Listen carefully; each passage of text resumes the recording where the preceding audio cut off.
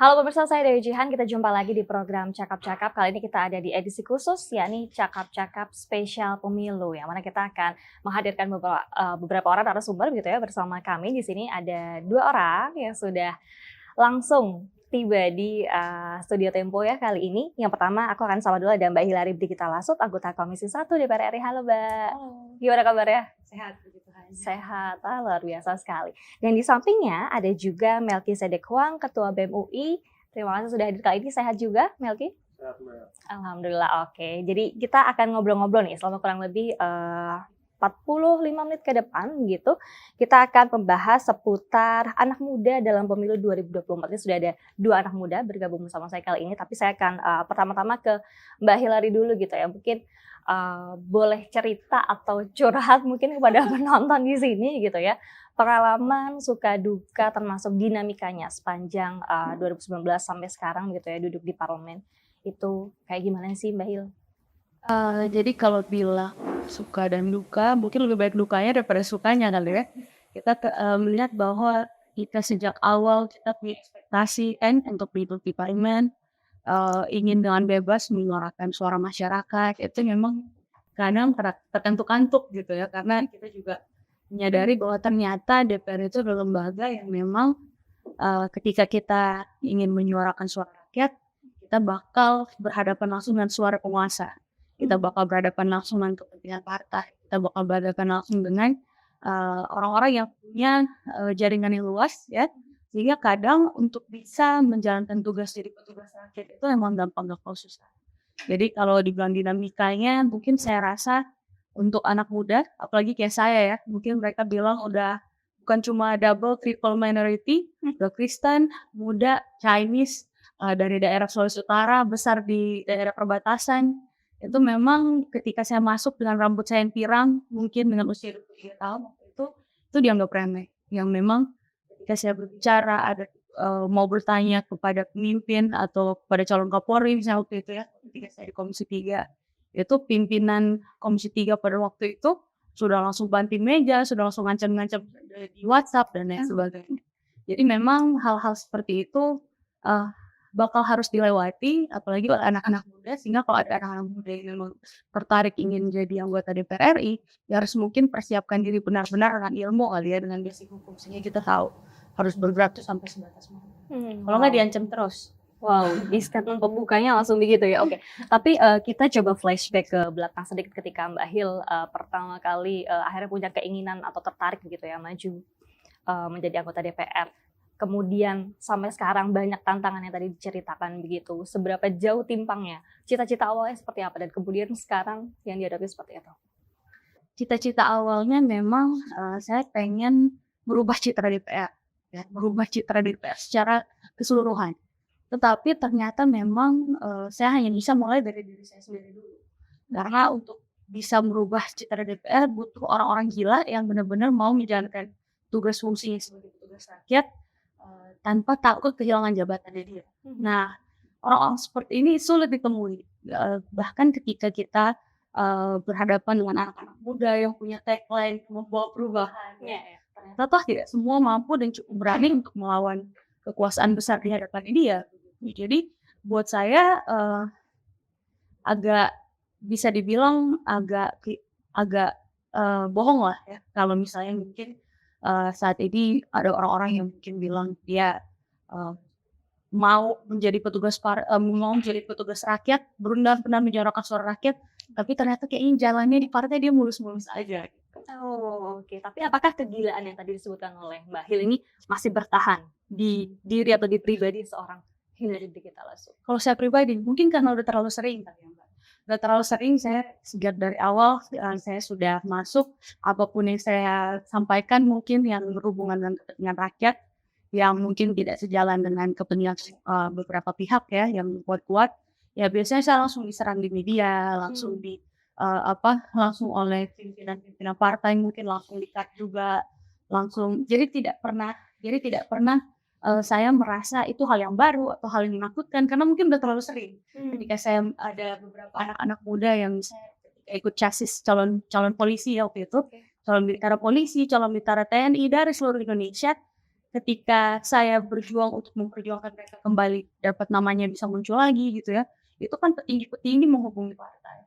Mungkin mempertanyakan bagaimana, kenapa saya bisa bergerak seliar itu. Tetapi ya, makin ke sini keliaran itu jadi identitas dan akhirnya memang saya merasa untuk bisa merubah citra DPR harus ada beberapa orang gila ya duduk di sana.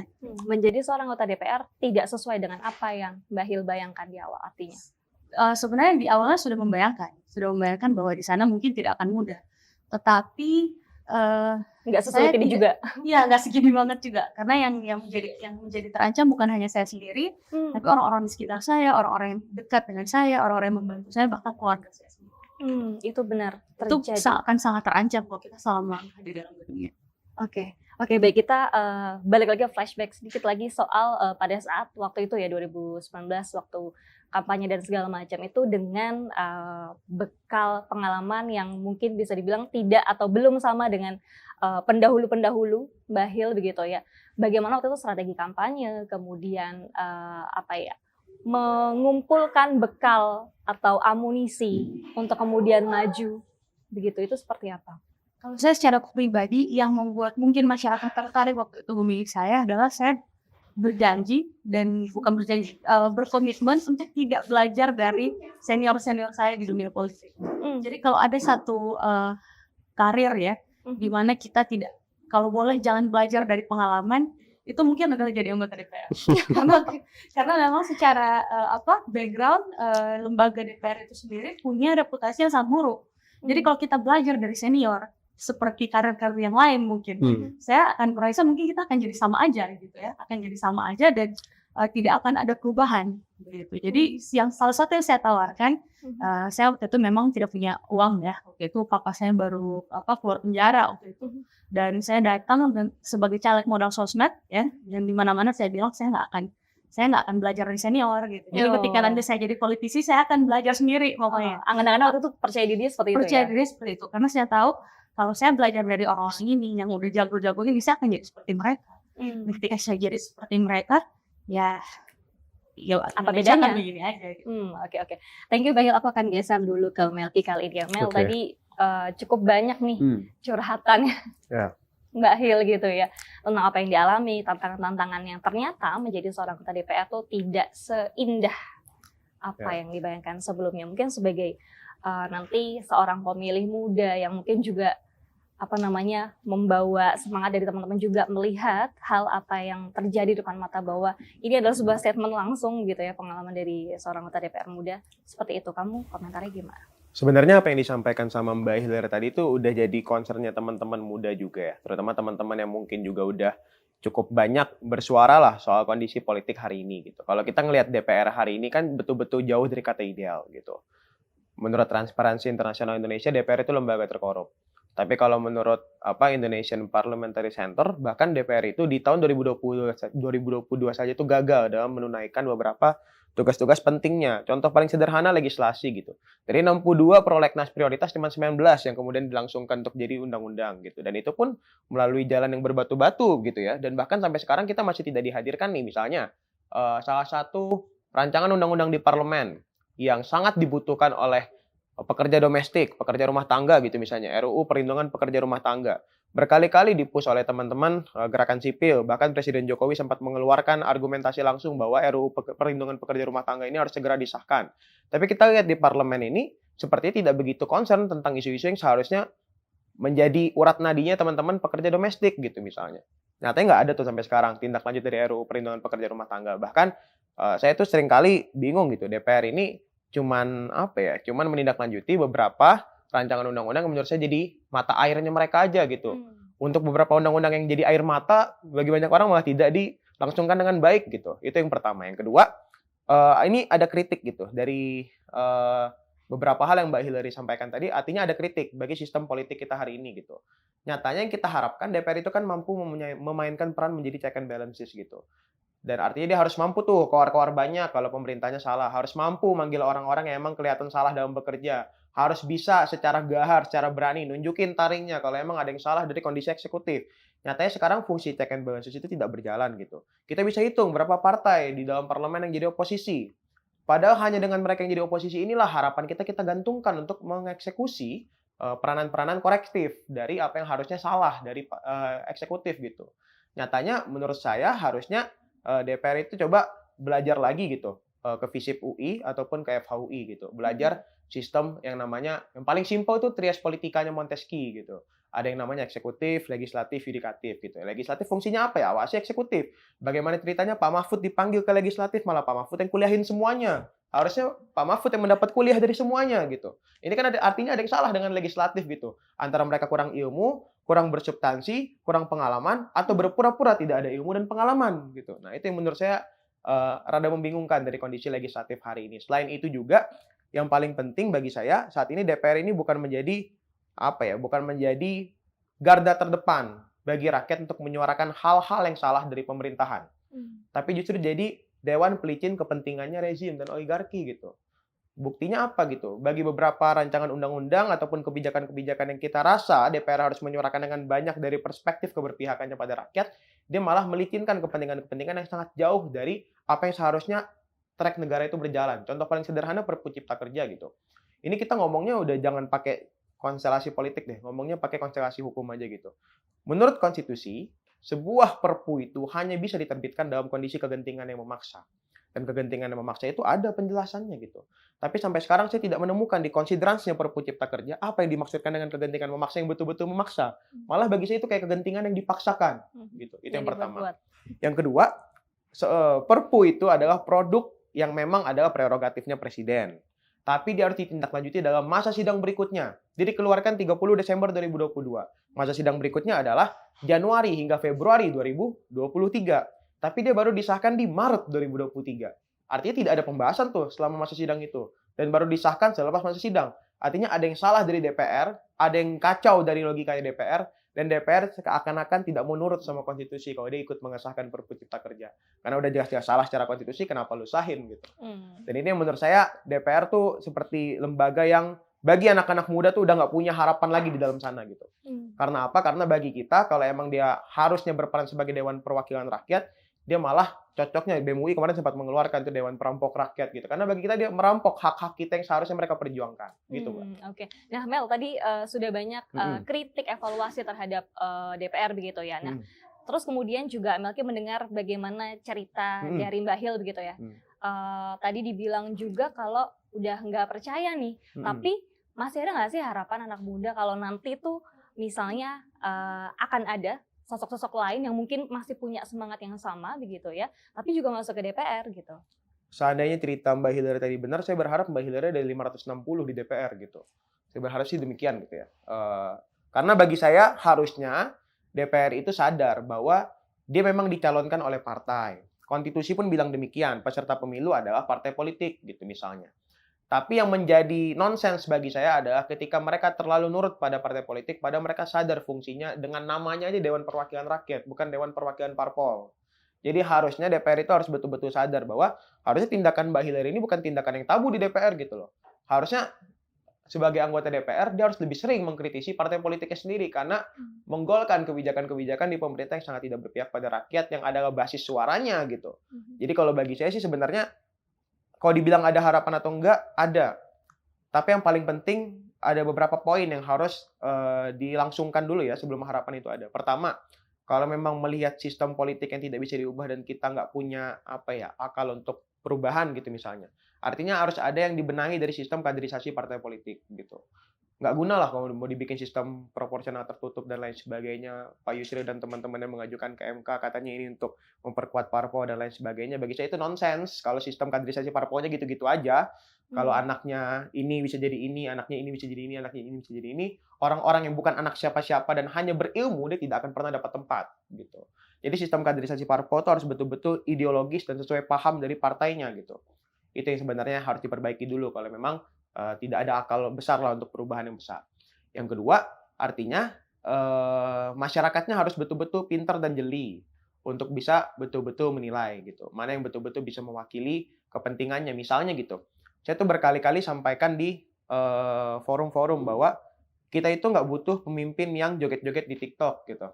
Kita nggak butuh pemimpin yang sekedar berpura-pura muda, pakai jaket jeans, ngakunya jadi Dilan dan Milea gitu. Ya. Kita nggak butuh yang kayak begitu. Oke. Pemimpin yang kolot, anggota legislatif yang kolot itu memuakkan, tapi pemimpin yang berpura-pura muda itu menjijikkan. Tapi kalau kita bicara soal anak-anak muda yang sudah duduk di DPR gitu, atau mungkin nanti kita akan punya teman-teman muda lagi di selanjutnya begitu ya. Menurut kamu mampu nggak sih mereka membawa cita-cita, segala harapan, atau memperbaiki hal-hal yang tadi sudah dievaluasi, dikritik oleh kamu dan teman-teman lain? Mampu kalau mereka siap dengan semua konsekuensi yang ada, artinya gitu. Jawabannya mampu gitu, karena harapan itu sekecil apapun dia harapan gitu. Kalau bagi saya gitu, harapan itu sekecil apapun dia harapan. Dan jadinya yang paling penting bagi anggota DPR yang masih rasional dan waras adalah betul-betul harus paham bagaimana cara mereka bisa memperjuangkan harapan itu dengan baik. Dengan cara apa gitu? Misalnya sering-seringlah datang ke basis gitu, tanyakanlah teman-teman konstituennya gitu apa yang menjadi tantangan di dapil masing-masing gitu. Suarakanlah dengan keras di nasional, itu yang pertama. Yang kedua, mereka harus mampu kemudian untuk melawan arus gitu. Kalau DPR itu dibilang check and balances, menurut saya enggak. DPR itu malah membuat arus baru yang sejalan dengan arus pemerintahan hari ini gitu. Jadi dia harus mampu untuk melawan arus. Yang ketiga, dia harus siap dengan konsekuensi yang ada. Yang keempat, masyarakatnya harus betul-betul bisa mendukung. Nah, itu yang paling menjadi permasalahan sekarang gitu.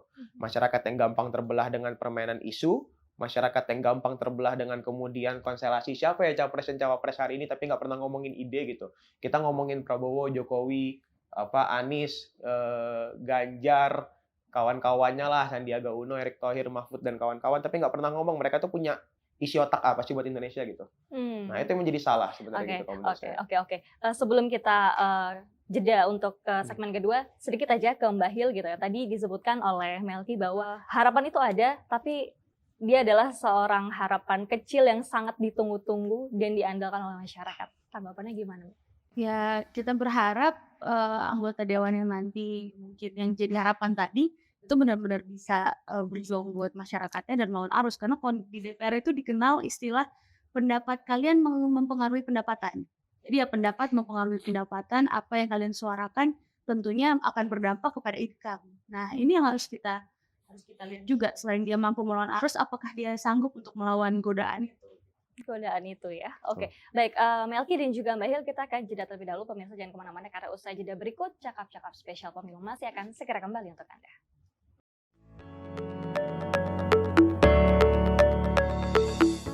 Pemirsa, kembali lagi di cakap-cakap spesial pemilu bersama saya Dejihan. Saya masih bersama dengan dua orang narasumber saya, ada Mbak Hilary Brigita Lasut, anggota Komisi 1 DPR RI, dan juga Melki Sidekuang, BEM UI ya. Tadi kita sudah membahas tantangan-tantangan soal bagaimana demokrasi di Indonesia dilihat dari sudut pandang anak muda di segmen pertama. Sekarang di segmen selanjutnya, saya ke Melki dulu begitu. Melki, mungkin evaluasinya tadi banyak, kritikannya banyak gitu. Tapi kira-kira kalau bicara soal poin-poin yang bisa diakomodir gitu ya, dari harapan teman-teman mahasiswa, teman-teman muda lah secara umum gitu ya, yang dihimpun oleh Melki dan teman-teman di BEM UI itu apa aja sih kira-kira? Saya kira kalau dihimpun sama BEM UI bakal banyak banget, tapi ada survei dari teman-teman Ipsos ya, di tahun 2023 ini baru keluar beberapa bulan yang lalu juga, bahwa ada beberapa isu yang Gen Z itu sangat concern gitu, dan itu bisa dilihat dari persebaran beberapa media sosial, TikTok, Twitter, dan Instagram gitu. Bahwa pertama adalah soal politik, bagaimana demokrasi, kebebasan dan lain sebagainya, kita bisa bebas untuk berbicara gitu. Contoh simpelnya apa ya, Bima di Lampung gitu kan. Itu kita bisa melihat bagaimana Gen Z itu jadi betul-betul vokal ketika ada orang yang ngomong sebebasnya di TikTok, tapi malah jadi sesuatu yang membahayakan buat dia. Nah, itu jadi sesuatu yang betul-betul concern banget lah bagi Gen Z. Itu yang pertama, soal politik, demokrasi, dan lain sebagainya. Isu kedua adalah soal pendidikan gitu. Jadi saya itu muak ya ketika banyak calon presiden ataupun pemimpin lainnya itu kalau mengatasi masalah pendidikan, kita berikan kartu. Lama-lama dompet kita kartu semua gitu. Kalau mau makan gratis, kartu ini. Kalau mau berobat gratis, kartu ini. Kalau mau pendidikan gratis, kartu ini. Dia harus bisa wujudkan sistemnya gitu. Bagaimana orang-orang itu sejak awal dia lahir, dia ditanggung negara gitu misalnya. Sejak dia bersekolah, dia ditanggung negara. Dia mau apapun ditanggung negara gitu. Bahkan biaya bimbelnya, dan bimbel itu adalah salah satu bukti bahwa negara itu gagal dalam mencerdaskan kita semua gitu. Jadi itu pun jadi bukti bahwa sebenarnya secara pendidikan kita masih jauh dari kata ideal. Ketiga, kesehatan gitu. Nah, lagi-lagi gitu. Saya jarang banget dengar pemimpin tuh ngomong soal bagaimana bisa mewujudkan rumah sakit yang betul-betul berkapasitas tapi udah gratis. Nah, kalau di teman-teman di daerah itu, saya dari Kalimantan gitu ya. Teman-teman di Kalimantan tuh betul-betul merasakan gitu. Katanya berobat di sini gratis, tapi kalau berobat di sini tapi sakitnya parah dirujuk ke ibu kota kabupaten atau ibu kota provinsi. Yang mana itu tidak mungkin gratis gitu. Banyak fasilitas-fasilitas yang tidak gratis, tidak ditanggung BPJS. Apalagi RUU Kesehatan BPJS mau dimasukin di bawah Kementerian Kesehatan. Itu kan luar biasa ngawur sebenarnya gitu. Jadi ya banyak banget isu-isu yang terkait kesehatan pun jadi concernnya teman-teman Gen Z gitu. Yang keempat adalah soal lingkungan. Nah, ini yang paling menarik gitu karena sampai hari ini saya betul-betul tidak melihat ada satu calon presiden ataupun calon legislatif yang betul-betul ngomongin soal lingkungan dengan maksimal. Setidaknya di dapil saya gitu. Ataupun presiden ya, karena kita lebih banyak meninjau soal presiden akhir-akhir ini gitu. Nggak ada tuh calon presiden yang ngomongin soal ya bagaimana kita mengurangi polusi udara minimal di Jakarta gitu. Bagaimana kita kemudian memaksimalkan transportasi umum, tapi tidak hanya di Jakarta, tapi dimaksimalkan di tempat-tempat lain juga Daerah-daerah gitu. Nggak ada tuh calon presiden yang ngomong soal apa ya, bagaimana kita bisa transisi ke energi bersih gitu misalnya. Jarang banget kita mendengar calon pemimpin yang membicarakan hal-hal tersebut. Jadi kalau ditanya, apa sih masukannya teman-teman muda? Simple gitu. Akomodir isu-isu yang berkaitan dengan masa depan kita gitu. Gimana kita bisa tidur tenang gitu kalau tahu uang-uang negara yang buat fasilitas kita, buat kita jalan di trotoar, di jalan-jalan publik setiap harinya dikorupsi gitu. Dengan kebijakan-kebijakan dari pemerintah yang koruptif gitu misalnya. Bagaimana kita bisa tidur tenang kalau tahu bangun-bangun ya kita menghirup udara polusi yang begitu-begitu terus paru-paru kita jadi hitam gitu. Bagaimana kita bisa tidur tenang kalau kita tahu entar kita setelah berkeluarga, punya anak dan lain sebagainya, secara pendidikan dan kesehatan kita tidak terakomodir. Jadi kita butuh pemimpin yang bisa mengakomodir suara anak muda. Gitu. Oke, baik. Itu suara anak muda atau secara umum gitu ya, masyarakat secara general. Ada nggak sih mungkin poin-poin yang memang secara specifically itu memang keinginan yang buat anak muda yang sekarang gitu?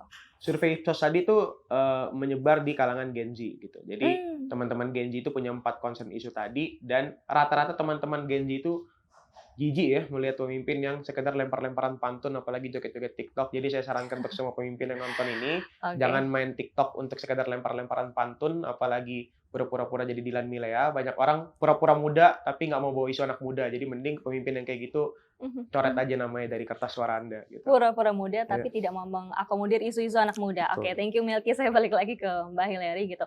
Mbak Hillary, ceritanya banyak ya tadi ya di segmen sebelumnya gitu. Tapi ada satu hal yang tadi sempat disebutkan oleh Mbak Hillary adalah soal beberapa ancaman yang diterima oleh Mbak Hillary gitu.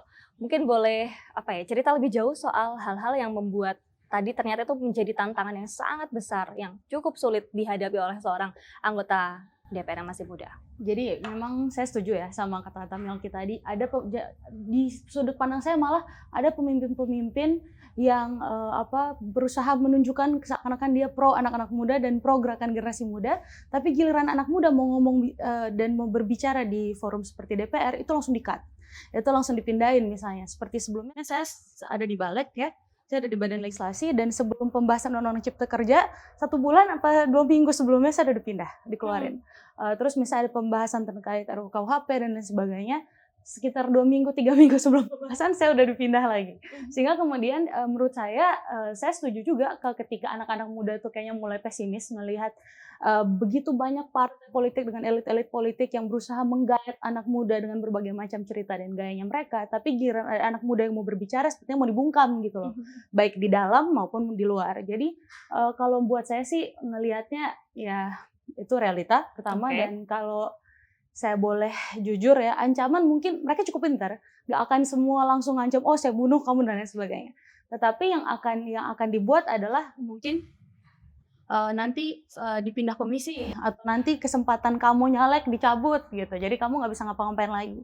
Dan akhirnya anak-anak muda yang mungkin kayak saya punya keluarga di dunia pemerintahan, bapaknya diancam gitu kan. Oh nanti bapak kamu diginiin, nanti gini dan lain sebagainya. Jadi ada begitu banyak cara yang digunakan oleh elit-elit politik ya, yang sebenarnya upaya adalah membungkam anak muda, tapi giliran di luar dia bergaya anak muda gitu loh. Jadi gimana kontradiktif lah ya. Iya, dan gimana isu-isu yang tadi, isu-isu air mata yang tadi disampaikan oleh Melky mau dibahas. Selain pendapat mempengaruhi pendapatan, ternyata isu yang dibahas juga mempengaruhi pendapatan. Jadi kalau misalnya isu-isunya tidak mendatangkan keuntungan, tidak didorong oleh perusahaan-perusahaan besar, saya rasa kayak agak lama ya, cukup lama prosesnya. Oke. Tadi dicoret, dipindah komisi dan macam-macam gitu. Tapi emang ini secara pribadi mungkin ya, seorang Hillary Brigitta Lasut, apakah emang sepesimis itu? menghadapi Apa gara-gara mungkin saya udah di dalam Halangan ini duluan, gitu. saya lebih pesimis dari Melki gitu? Enggak. Jadi itu. enggak. Jadi saya selalu bilang sama anak-anak muda gini, teman-teman ingat kalau semua orang-orang baik udah nggak mau masuk di politik, yang bakal kesisa di dunia politik tuh orang jahat semua.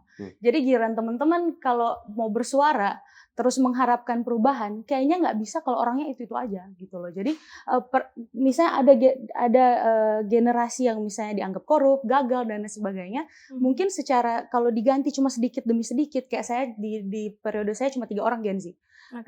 Mungkin akan susah untuk membuat perubahan, tetapi apabila transisi generasional ini bisa terjadi, saya yakin harapan itu jadi lebih besar. Karena mungkin yang lahir, yang datang ke sana bukan orang-orang yang dengan background saya saya keturunan pejuang kemerdekaan dulu, tetapi saya datang karena saya punya potensi, saya misalnya ketua BEM, saya punya isi, saya punya data, dan saya mau berjuang untuk bisa menyuarakan suara masyarakat walaupun mungkin ketika saya terpilih 2 minggu kemudian udah diancam mau di PAW gitu kan, atau mungkin ketika saya sedang memperjuangkan isu kayak seperti dulu saya memperjuangkan isu tambang emas, tiba-tiba nanti dengan berbagai macam dengan berbagai macam relasi media dan politik di DPR, petinggi-petinggi mulai sewa komika untuk misalnya berantem sama saya, giran diserang, nanti komikanya dapat project gitu, dapat project wawancara petinggi partai, terus abis itu komikanya dapat project wawancara capres gitu kan. Nah setelah itu ketika kita lagi memperjuangkan isu lingkungan, tambang emas ini saya usir keluar dari daerah yang udah didukung oleh berbagai macam penguasa, ternyata misalnya ayah saya diancam gitu kan, terus abis itu keluar lagi saya diviralin dengan hal yang enggak, dan ini terjadi gitu loh. Jadi kalau anggota Real, DPR real yang nanti akan jadi anggota DPR itu takut kehilangan jabatan, takut mempertaruhkan posisinya dia, takut dipecat dari partai, istilahnya tuh pengen langgeng gitu di dunia politik, akan susah kalau dia pejuang masyarakat. Jadi pejuang rakyat yang akan berdiam atau bertahan di dunia politik, itu saya rasa pejuang rakyat yang nggak takut kehilangan partainya atau nggak takut kehilangan jabatannya. Kalau dia takut, dia nggak akan bisa jadi pejuang rakyat, dia akan jadi pejuang partai. Tapi bisa nggak untuk berjalan kedua hal ini beriringan, menjadi petugas partai sekaligus 4 tahun saya di dalam, mungkin kalau dari 1000 kasus berjalan beriringan, mungkin di bawah 10 kali ya case-nya, kalau kita hitung case by case. Jadi menurut saya sih anak-anak muda kalau bisa cepet-cepetlah ikut berpolitik, cepet-cepetlah gantiin bapak-bapak itu gitu. Karena kalau enggak susah banget kita untuk berubah. Nanti ketika kita ada di sana, karena dia lihat kita muda, perempuan, misalnya Chinese atau mungkin minoritas, akan dianggap dia juga lagian dia dari dapil yang daerahnya itu nggak mempengaruhi suara pilpres. Jadi ya nggak akan diperhatiin juga gitu kita. Tadi Mbak Hil tuh sempat menyinggung soal transisi general ya. Gimana supaya itu menjadi sesuatu yang real gitu. Cara menumbuhkan harapan-harapan yang tadi kecil itu gimana menurut Mbak Hillary itu siasatnya seperti apa? Seperti yang disampaikan tadi, sebenarnya kita bisa, selama ini tuh bangsa Indonesia suka beli kacang lihat dari kulitnya gitu loh. Jadi kalau misalnya kita ingin memilih pemimpin, memilih calon anggota DPR, sebaiknya kulitnya dibuka dulu gitu, dilihat dulu kira-kira seperti apa. Ada isi nggak? Ada ide nggak? Ada gagasan nggak? Jangan-jangan nanti dia gara-gara dia pakai jaket Nilea gitu kan, kata Melki tadi, jadi dipilih gitu. Jangan-jangan gara-gara dia joget di TikTok, padahal saya sebagai anggota DPR sendiri nggak pernah loh joget di TikTok gitu. Oh iya, meskipun Gen Z juga ya? Iya, kita yang muda aja tidak memanfaatkan itu. Harusnya ya benar, malulah calon pemimpin yang ternyata menekan ide dan suara anak muda tapi berupaya untuk berpura-pura jadi pelopor partai yang membangkitkan suara generasi muda.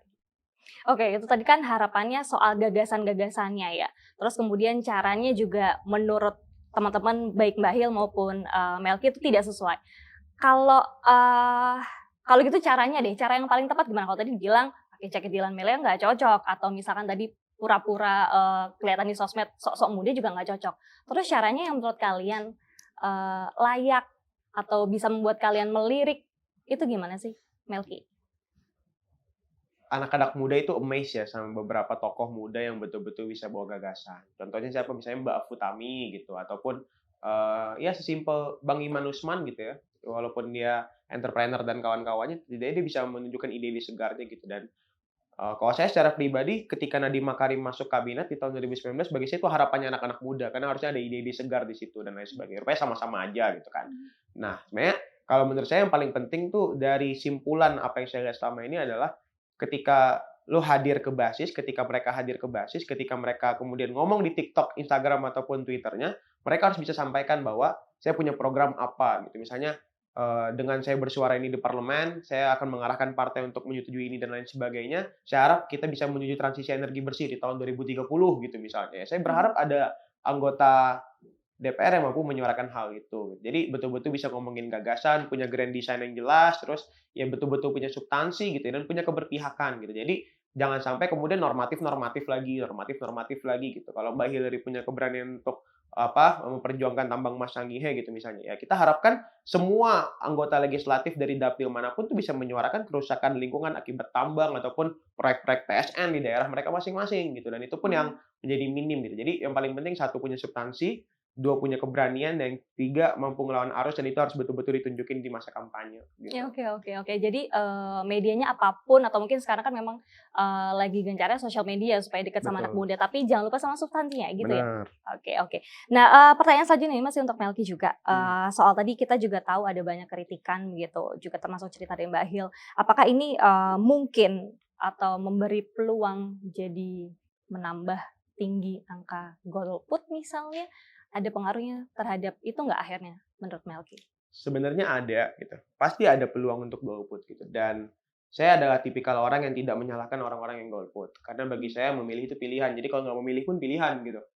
Jadi sebenarnya saya tidak menyalahkan orang-orang yang golput. Dan harusnya ini jadi tantangan ya. Satu buat KPU yang tidak hadir sekarang gitu. Yang kedua adalah buat seluruh orang yang berkontestasi dari tahun 2024 gitu. Jadi mereka harus bisa betul-betul hadirkan pada kita gitu kepercayaan untuk menjawab kegelisahan yang kita punya gitu. Nah, itu yang yang menurut saya rada kurang sih sekarang gitu. Dengan apa gitu misalnya? Ya simple gitu. Kalau 3 ketum parpol saling berbalas-balasan pantun dan diviralkan di TikTok gitu misalnya. Bagi saya itu tidak memberikan perubahan bagi bangsa gitu. Jadi ya ngapain gue nyoblos-nyoblos ya ketua partainya gini-gini semua gitu ya. Itu menurut saya harus dijawab dengan betul-betul bisa menghadirkan pemimpin yang punya substansi gitu misalnya. Itu yang pertama. Yang kedua sebenarnya angka golput ini akan menjadi semakin banyak jika menjelang 2024 nanti banyak sekali manuver-manuver yang dilakukan oleh eksekutif maupun legislatif yang mempertontonkan bahwa fokus mereka hanya soal kontestasi 2024 bukan memperjuangkan rakyat. Misalnya ya amit-amit ada lagi perpu apa gitu atau rancangan undang-undang apa yang tiba-tiba disepakatin di luar prosedur atau ada putusan apa gitu. Menurut saya itu bisa jadi manuver-manuver yang malah memperbanyak angka golput. Gitu. Tapi kalau misalnya golput juga berarti semakin kecil juga dong peluangnya untuk membuat perubahan, memilih orang-orang yang kita rasa layak tadi sesuai dengan hal-hal yang kita harapkan gitu. Gimana menurut Melky? Simple jawabannya gitu. Suara kita kan berharga gitu. Jadi jangan sia-siakan harga yang mahal ini untuk sesuatu yang sebenarnya harganya rendah gitu. Nah, bagi semua anak-anak muda sebenarnya pesan saya adalah kuliti semua calon yang datang ke rumah ataupun yang kalian lihat stiker dan posternya di dekat jalan rumah masing-masing gitu. Kulitin habis-habisan. Bahkan BEM UI pengen mengundang semua calon presiden itu ke UI biar kita kuliahin satu persatu gitu kan sebenarnya gitu. Jadi yang jadi permasalahan adalah kita lupa untuk menguliti di masa-masa sosialisasi ataupun masa kampanye gitu. Itu yang menurut saya rada bermasalah. Jadi ketika kemudian hasil pengkulitan itu pun udah nggak relevan ya silahkan saja untuk golput. Tapi sadarilah bahwa satu suara yang golput itu menandakan tidak adanya harapan sama sekali dan kita tidak punya legitimasi gitu jadinya untuk. Tapi kita anak muda harus punya harapan loh. Betul. Jadi kalau kita golput yang tadi saya sampaikan gitu, artinya itu menandakan hilangnya harapan, kurangnya legitimasi kita untuk banyak bersuara dan meminta-minta nantinya gitu. Oke, thank you Melky dan Mbak Hil. Kita akan jeda lagi terlebih dahulu pemirsa, jangan kemana-mana karena usai jeda berikut cakap-cakap spesial pemilu masih akan kembali hadir untuk Anda.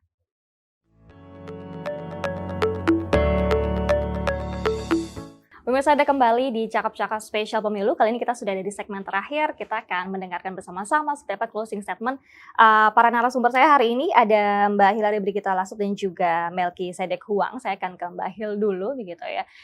Di penghujung diskusi ini, kita juga pengen tahu ke depannya Mbak Hillary nanti akan tetap melanjutkan nyalon lagi.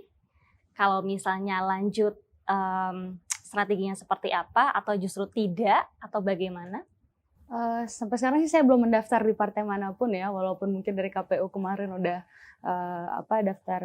daftarin calon-calon sementaranya, tapi saya belum tahu kalau mungkin ada kesempatan di beberapa waktu ke depan, kemungkinan saya nyalon lagi. Tapi kalau memang enggak, ya nggak apa-apa juga gitu. Jadi mungkin ada berbagai macam cara untuk kita bisa berbuat buat masyarakat. Tapi kalau misalnya toh nanti saya mencalonkan diri lagi, ya saya berharapnya masyarakat bisa mulai melihat mana wakil rakyat yang benar-benar mau berjuang, yang bakal kehilangan mungkin posisinya di partai karena memperjuangkan masyarakatnya, mana politisi yang benar-benar mau jadi pejuang rakyat, mana politisi yang mau jadi petugas partai aja gitu. Berjuang melalui partai yang sama atau mungkin ada pinangan dari yang lain? Belum tahu sih, mungkin kalau dari partai saya udah enak sama saya, jadi kayak saya rasanya kalaupun nyalon mungkin kayaknya dari partai lain mungkin ya. Tapi kalau mungkin cepet tahu masih ada kesempatan buat saya dari partai ya. Let's see. Tapi yang pasti semangatnya adalah terus ada harapan ya. Iya, terus ada harapan. Karena sampai sekarang saya masih menerima laporan tadi yang disampaikan tugas konkret kita, kan kita menerima laporan dari Instagram, semua kasus di daerah Sulawesi Utara masih saya tangani. Jadi kalau nanti masyarakat saya suka bilang, kalau nanti Ibu Hillary nggak ada di situ, nanti mau ngelapor ke siapa? Kan kalau ngelapor ke Pak Polisi kadang belum tentu. Itu dia harapan masyarakat. Oke, kita ke Melki kali ini. Nah, ini kita sama tahu ya di beberapa kesempatan, di banyak kesempatan lah ya teman-teman BEM UI ini sempat menyuarakan salah satunya hal yang cukup vokal adalah soal transparansi pemilu.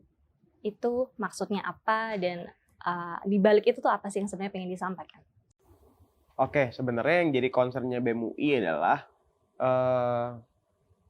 penyelenggara pemilu itu harus betul-betul bisa memberikan kita kepercayaan bahwa pemilu 2024 yang sedang mereka rancang itu betul-betul akan terlaksana 1 tepat waktu, 2 langsung, 3 jujur, dan 4 adil gitu. Jadi bagaimana kepercayaan itu bisa dibangun ya dengan mereka terus berkomunikasi publik dengan baik dan juga bekerja yang nyata gitu. Dan bagi kita sampai hari ini sebenarnya baik KPU ataupun Bawaslu banyak melakukan kerja-kerja senyap yang rakyat tidak tahu sehingga kepercayaan kita pada penyelenggara pemilu pun rendah gitu. Ditambah dengan manuver-manuver kekuasaan yang luar biasa beringas lah kira-kira ini gitu. Bagaimana kemudian bisa menggunakan fasilitas-fasilitas negara untuk menunjukkan kedekatan dengan calon presiden tertentu yang bagi saya itu sepenuhnya salah gitu.